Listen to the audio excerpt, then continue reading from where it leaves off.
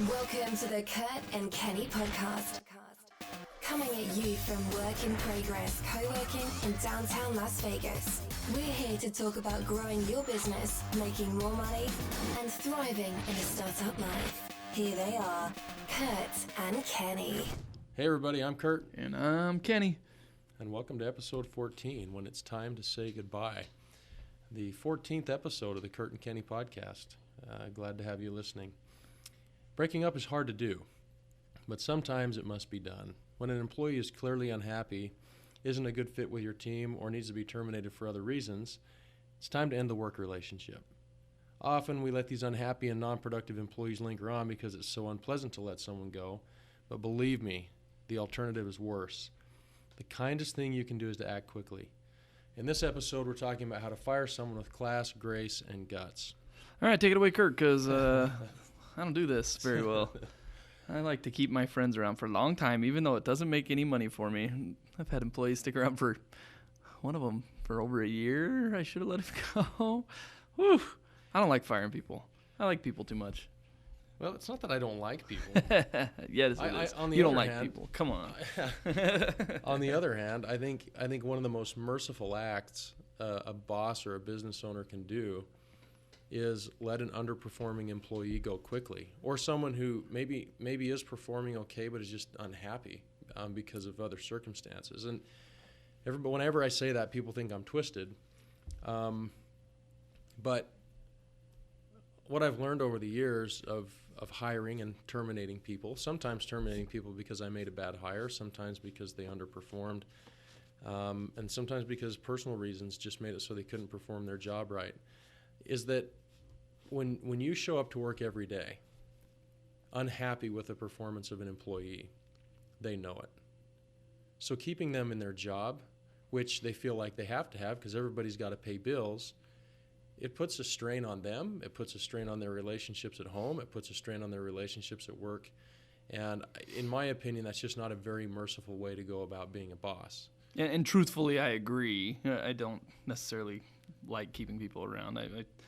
I've just always been the lover, not the fighter, so it's something that I try to avoid for whatever reason. But I definitely, when you pull the Band-Aid off, it definitely makes it better for everyone. Everybody ends up a little bit happier if you can just take that Band-Aid off. So let's if we can, let's start back at the very beginning. Jim Collins wrote a book called Good to Great. It's very well known in the business world. It's a well-researched book. There's a lot of great documentation in it. And one of the primary concepts that he teaches is the idea of getting the right people on the bus. And then after that, he gets into how you steer the bus so that all of those right people end up in positions and places in their work product to where they're very successful. And this goes back a long time for me. I remember the first person I had to fire. He was a young kid. It was an auto repair shop that I was managing when I was in college. And he was a nice enough kid, and his heart was really in the right place. He really wanted to do a good job, but his extracurricular, his evening activities, were making it so that he couldn't show up to work on time. And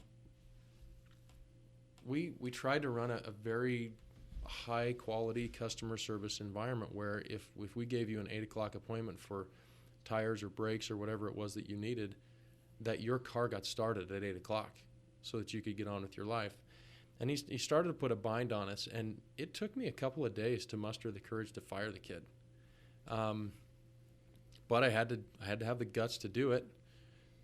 Terminated him, found somebody to replace him who worked hard every single day. Our customer service went up, our sales improved, and things got better. Turns out he ended up utilizing that failure in his life as an opportunity to learn. And his next job, he was employed gainfully, and he did a good job. He learned an important lesson there. Well, one of the points about one of the things for me when getting the right people on the bus is I tend to want to hire people that I like, and so I end up filling the bus with a lot of my friends, and so that's where it makes it a little bit tougher on the dismissal when those friends don't execute as well as they need to, which I think it's still a good strategy. Hire people you like. We've over the years hired people we like that have 75% of the skills we need, and then train them up the other 25 so that they can perform and be a good member of the team. Because you don't want to have people that you butt heads with or anything else. So making sure that they're people you would hang out with and do all that, get the right people on the bus that can execute and do all those things, but at the same time, you got to be ready to pull off that Band-Aid. Not look at it so much, what I've had to learn is I can't look at it so much as I'm getting rid of a friend. I'm actually still friends with some of the guys that used to work here that we had to let go. It's not that we're ending our friendship. It's just not working out in the work sense anymore. Yeah, culture is critical, right? And getting the right people on the bus isn't just a skills assessment, because the people that you hire need to be the people who can see your vision and can buy into your vision all the way. And those people tend to be people we're familiar with. I mean, human nature just tends to find people that we're familiar with, that we have similar interests and commonalities, academic backgrounds, other forms that it takes in our professional and personal lives. And so I do think that there's an important consideration that should be given to hiring somebody about, am I going to like talking to this person? I mean, I hang out with them. A third of my life is with the people that I work with. So yeah, so it's critical. And I think one of the things that is important to realize too is that being around people that you like doesn't mean that you have a homogenous workforce, because you should hire a whole bunch of people with a diverse set of backgrounds and trainings and opinions. Yeah. And you should hire people who are going to see the vision but challenge you to be better. Right. So, you may have a blue-haired writer. You might have somebody that comes from a different walk of life than you. And if you're a good manager, then you embrace those differences and you utilize it to make your service to your customers and clients better. Yeah, when I'm saying hire people that I like, it definitely doesn't mean they're all the exact same. I like a lot of different people, diverse backgrounds. It makes for the culture on the bus to be even better than if everybody were the same. So it's definitely it's not so much of your interests or your likes that put you on the bus and make you the right person on the bus, but it's more, are you a pleasurable person to be around? Can you maintain conversation? Can you be cool with other people's ideas? Can you execute the work, obviously, but then will you be comfortable? Will it be okay to have you sitting in a room with us while we go to lunch or whatever? So anyways. No, it's critical. Those considerations are critical, because you can't grow. In fact, if everybody's thinking the same way, you can't grow. And the economy today, at the rate that it's scaling, at the rate that it's changing, the influence of technology and global impact and global personalities, you have to be open. You have to be able to gain from a number of different points of view. So, maybe that answers the question of why it's so important to have the right people on the team. But one other fine point on that is most businesses rely on people to execute their vision still. As technology driven as we are, at the end of the day, people have to do the work. They use even technology. after the technology. Yeah, right. We use technology to be more efficient or smarter or better. But Uber is still a driver driving a passenger at the end of the day. Yeah. So it comes back. You want to have people that you can work with, but you also want to have people that you can challenge, that will challenge you, and also people that you can challenge. Because if you can like a person, and they're a good cultural fit, and they're willing to be held accountable, then you've got an all-star. Yeah. Yeah, and the more of those you have on your team, the more synergy it creates. Not to use a cliche, or a little funny word there, but it does. I mean, when people are hard workers, they can still communicate and have fun and do all those things, but the synergy that it creates as a whole definitely brings up everything else. One other point about hiring the right people, a word that was taught to me a long time ago is gumption. I think it's a Southern word. People that have gumption, people that are willing to do the hard stuff, but also stick up for whatever their ideas are and be bold and say the things that they believe to be true, be willing to back down off those ideas. But gumption is just a huge trait that I think a lot of good teams have a lot of people filled with gumption. Agreed. Yep. So I want you to share your point of view on that guy that you let hang around for a year. What impact did that? I love that guy. From your point of view, what impact did that have on the team? He was one of my sales guys that we brought on early, before Kurt was around. Kurt kind of had to do with his hiring because he was consulting with us, but way back. He was a good guy. He was definitely out of his element but he had gumption. He was anxiously engaged. He wanted to do what we were wanting him to do, even though he was a mile from being able to do it. And so my initial thought was, and it's still to this day, is I like hiring people that are slightly underskilled because I feel like that's an opportunity to bring somebody up and train them in your ways rather than have them already adjusted to somebody else's. So with said person, let's call him Joe. With Joe, he was anxious to do everything. Finally, after 3 months, I got him to stop calling it CEO and start calling it SEO, so that was great. And then a few months later, which a few months was too long already, I should have been putting on my red flags at that point, but a few months later, it started being obvious that the sales just weren't happening. Too many awkward encounters, too many bad encounters with customers or potential clients that I should have let him go. But he was, so me being the nice guy, thinking about, man, if I let this guy go, he'll never get another job anywhere kind of thing. Like, and that obviously isn't true, but that's kind of where the thought process went. It's like, I got to get this guy skilled. I got to get him trained up. I can't let him go back to the streets. He won't be able to make it out there. I've brought him so far. I'm so close to getting him to where he needs to be. And that drug on for another 6 months. I mean, I think he was around for a little over a year, and it should have been a 3-month max kind of a deal, 90-day test period, and should have sent him on his way. But I liked him, and I still like him. He calls me every once in a while. We're still buddies. He's moved back east, I think, now. But that was one where I definitely could have used a little more class, grace, and guts to potentially let him go a little bit earlier than I did. Kurt kind of watched the whole thing from the outside. What do you think?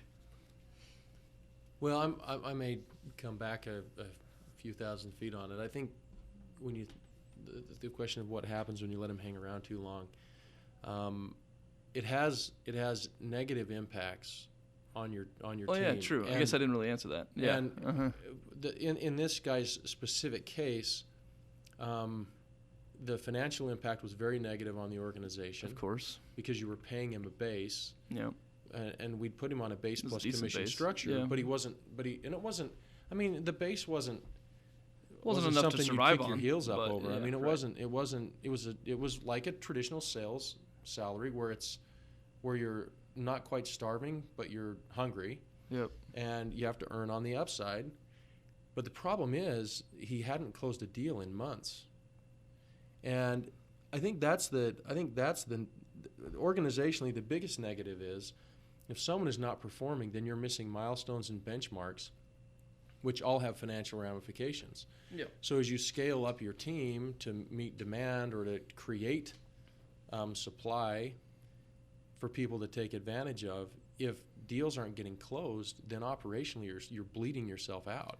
And that's the biggest thing about letting the wrong people hang around. Well, the other thing too was I ended up doing double work. Usually when you bring somebody on to train, you dedicate half your day sometimes for months on end to training that person and getting them skilled.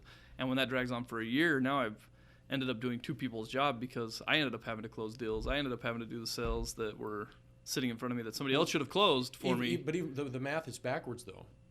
You were only doing half of your job at any given time. And so you were bleeding out your resources. I was half of my operational. You were performing at about exactly. half of what you should have been in the areas that you needed to be focused in. And because the business was smaller then and you had a smaller team, you were actually doing his job plus your job plus a developer's job plus the other administrative stuff that needed to be done. So your time had been fragmented by an additional 25%, and so your organization was underperforming. And then further, how it affected everybody else. I mean, me, it was obvious because I was having to do a lot more, but the guys didn't have as much work as they should have had that we did have as employed back then.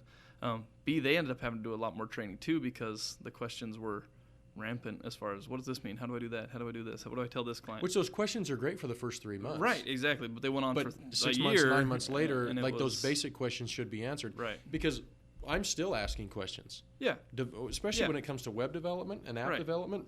I don't know how to ever get to a point where you don't ask questions. But it's the basic questions. And eventually you've got to get to the point where you say, oh, that sounds familiar.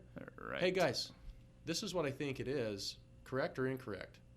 Like, move it down the road a little bit instead of starting at zero. And you learn how to find answers other than just asking your teammates, which never Yeah. really got learned. Like Google's actually a pretty helpful tool lots of times. Turns out Google knows a lot of stuff. So, yeah. So the final point on that is, if you've got the wrong people on your team and the top performers know it, what happens is you create class distinctions.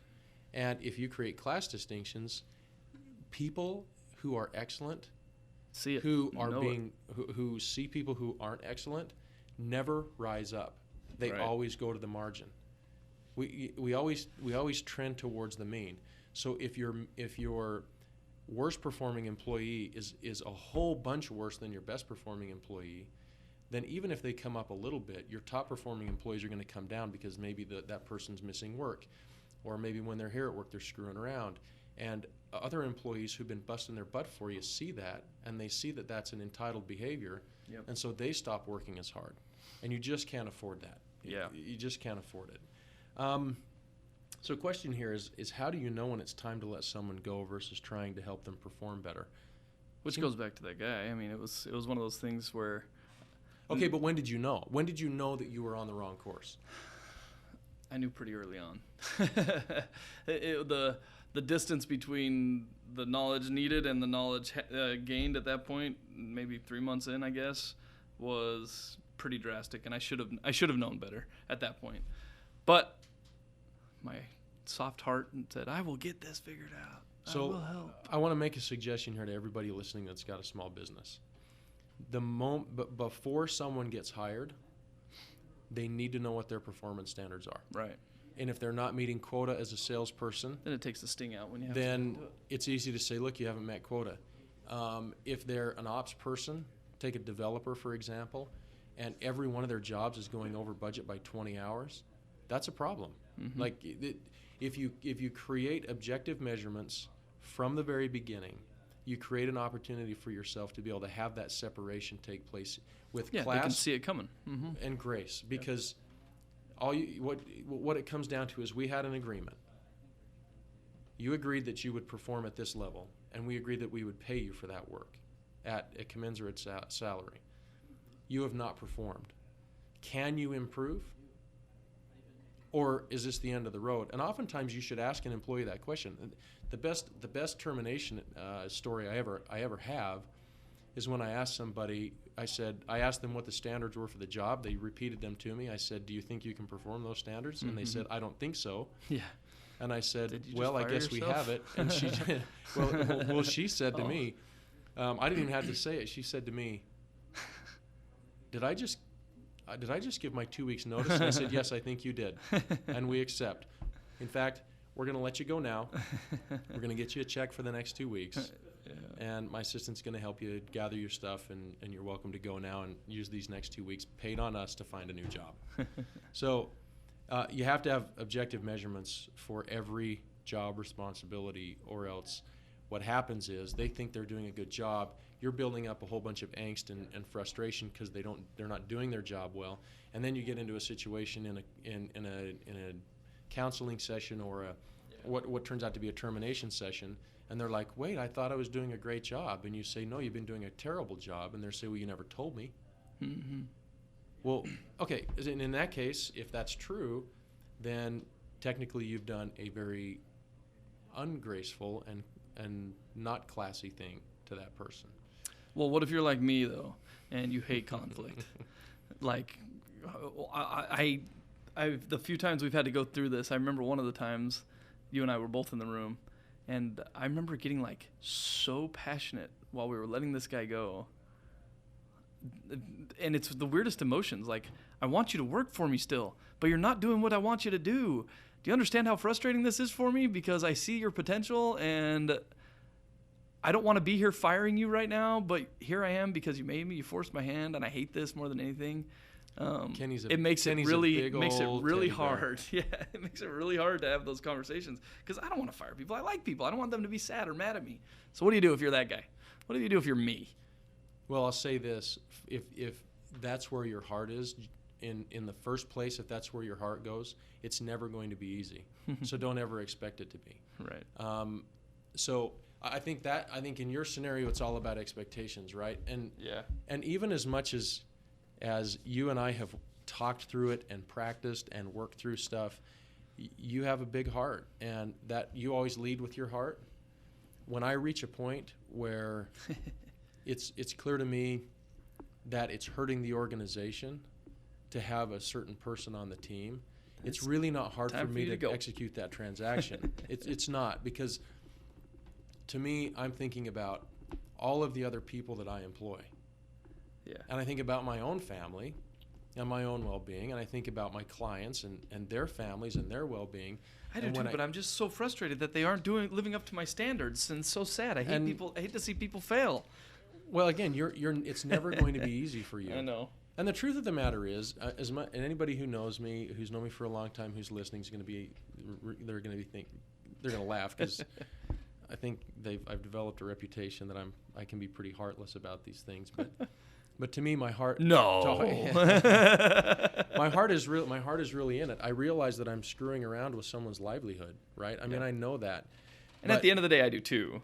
It's a weird thing. It's a weird thing this side of the table. It's just an emotional thing. Yeah, it's a different thing. It's just an emotion. It's part. Because I get all those things. Makeup. I understand. Like, this is going to be better for all of us. We just got to get through this 30 seconds of awkwardness and send you on your way. And 9 times out of 10, once that Band-Aid's pulled off, I feel great again. But yeah, you move. Man, I hate pulling that Band-Aid off. Yeah, my emotions are different. It's interesting. When I realize an employee has been milking my payroll. Yeah, well, there's that. That gets a little frustrating. A period of time, and I feel like they've taken advantage of my good nature and my patience with them. I start from a point of anger sometimes, and I get angry at myself for letting it get that way. I get angry at them for not actually improving without me having to coach them, because I actually think, when we hire adults, we should all be adults. Yeah. And so I start from a different place. I start from a place of maybe not anger. Anger might be too strong. Disappointment. But disappointment, frustration. Yeah. And so I'm coming at it a lot hotter than you are. I mean, I am ready to make a termination decision instantly. Mm-hmm. And oftentimes, and it's great that we have a collaboration, because sometimes you're like, now wait.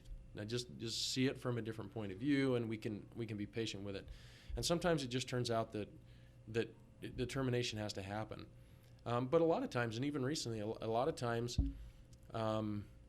you end up in those sessions and you find out that there's more in the tank, and that you didn't challenge them enough, and you need to give them a period to actually improve. Yeah. And sometimes people will surprise you, but it's really important to identify where you come from personally with your feelings and your emotions. Because at the end of the day, we are messing around with someone's livelihood. We are changing their ability to live their life. And if they're underperforming and they could have been better, well, that's on them. And I don't lose any sleep on that at all. If it's because I failed them, then we generally give them a second chance with some new objective measurements. But if they're just not measuring up, then they have to go. It's the best thing for the organization, as tough as that can be. But that's an emotional thing. That's a gut check, right? You just got to say, at the end of the day, there's an objective line here that was drawn from the beginning. It's not being met, so it's got to change. Yeah. And it becomes a transaction at that point for me. Much easier for me than for you. Yeah. Oh yeah, it's fine. I mean, that's what makes it nice. So like, if you are like me, have a Kurt, or pull off the Band-Aid, which I've had to do too. I've had to do it a couple times where it's just like, look, this sucks. I don't want to be here, but here we are. And we both know this isn't working anymore. We got to move on. So, I have facilitated many terminations for clients over the years, because it's hard for them to do. And I help them through it, and I'm in the room with them when they do it. We'll talk about having the right people on the bus. I mean, if you have an HR department, make sure that HR person is not the heartfelt soul that might not be able to let people go when time comes. Yeah. That's a skill they probably shouldn't have. Or make sure you have your managers that have that skill. Make sure that's something you're looking at as far as getting the right people on the bus. Find that person that can do that for you if needs be. If you're like me, have a person on hand that can do it for you. I will say this. As harsh as I have seemed or felt over the years to a number of people, most of the terminations that I've done have been very amicable. Yeah. I don't mean to make you a bad guy. Yeah, even the ones we've gone through here. I mean, it's not that you're like, get out of my office, you suck. It's not that. It's hey, it's time to go. Like, there's no way around this. Everybody knows it. Writing's on the wall. And if it's let's a, pack and up if your it's a good stuff, give person you a with hug, and good- see you on the way. If it's a good person with good skill set, Yeah. I have found them jobs in other Yeah, right, organizations right. at the same day I fired them. Right. You know, so yeah, it's it's something that if you have a personality like mine, it grows on you to the point where it doesn't give you as much heartburn. Mm-hmm. But I don't think people like with personalities like yours are ever going to be able to easily get there. It's always going to be tough. I don't think it'll ever be easy. Nope. And I think that's I think that's a Yeah. I think It's that's just fine. the way it is. Yeah, Yeah. that's Just how I'm wired. So one last thought here. Maybe we don't need to talk about it too much, but what about nepotism? Okay, look. So I love this question. I love this question of what if you have to fire your close family or friends? First off, from my perspective, I love all my family and friends very much so, but they are my family and friends, and most of them remain my family and friends and don't become my employees. Like starting point A. Be very, very, very careful. Right. You have to be willing to fire your own mother if you're going to hire any family Right, member. yeah. You do. In fact, you have to be willing to fire your own grandmother. Yeah. You just have to. If you can't see a day when you could fire your own grandmother, then you should not hire family members. Well, and the point of hiring your family members usually is because you're hoping to get a higher return for your investment. You're hoping to have an employee that loves you so much that you're going to pay them hopefully a market rate on whatever they're doing, but you're going to get 10 times the market rate or the market value out of that person because they're family. But usually in a growing business, that's only a startup type hire. You're a small business. You're strapped. You need somebody to get in there that will do a lot for you.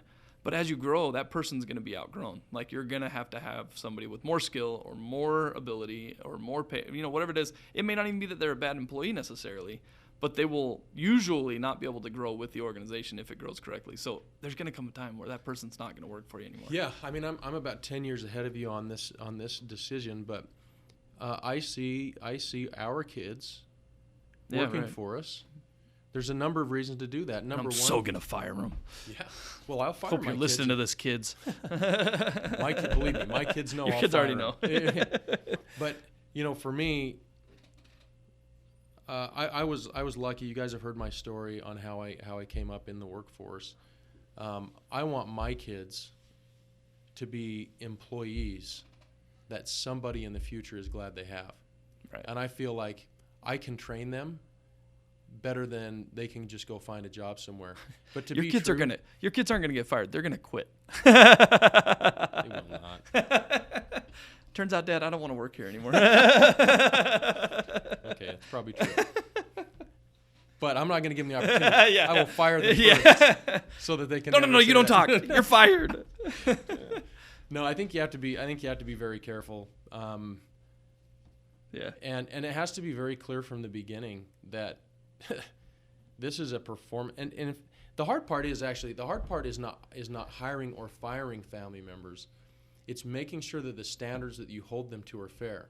Yeah. Because it would be unfair for me to bring my 15-year-old daughter in here and expect I just went to South, I guess, and expect her to perform at the level of our 30-year-old seasoned writer, right? I mean, so you have to be careful about expectations. But again, if you have a family member working for you and they're getting paid to do nothing, and your employees see that, you weaken your morale. Your good employees underperform, and you owe it to your organization to fire them. And in fact, if you care about your family at all, and they're dragging you down, you got to fire them and tell them to wake up, and get with it in life, because at some point, right, it'll do them a favor. Well, hopefully we won't have to deal with this very often, Yeah. or hopefully our listeners won't have to deal with this very often. But good leadership isn't always easy, and learning to make the tough decisions and act on them is part of the job, right? So next week, we're going to talk about the opposite side of this equation, and we're going to talk a little bit more about growing your team and knowing when the right time is to add on new employees and hopefully add the right people to the bus. So we'll see you then. Later.